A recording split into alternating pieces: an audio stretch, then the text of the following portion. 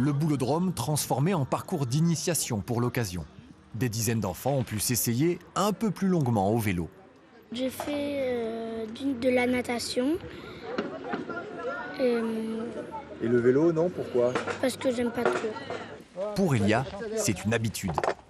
Moi j'adore ça et j'en fais beaucoup avec mon père. Je pars avec mes copains, j'aime jouer, j'aime aller vite, c'est trop bien. Après avoir accueilli 2 fois le Tour de France en 1976 et 1982, Manosque renoue avec son passé. Ces dernières années, la ville a été le théâtre de 4 arrivées du Tour de la Provence.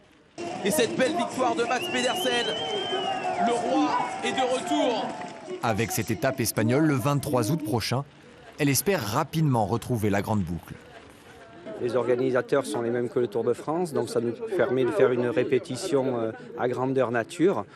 Déjà d'avoir cet événement, c'est vraiment très très beau pour Manosque et je pense que ça peut être un plus pour les années d'après.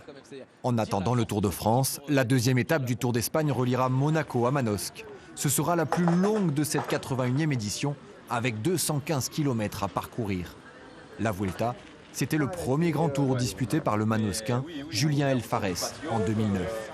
J'en garde des très bons souvenirs. On va dire que c'est un petit peu le grand tour par excellence pour se rôder après, pour passer sur l'échelon supérieur, le Tour de France où voilà, c'est encore autre chose au niveau médiatique et aussi au niveau de la préparation des coureurs.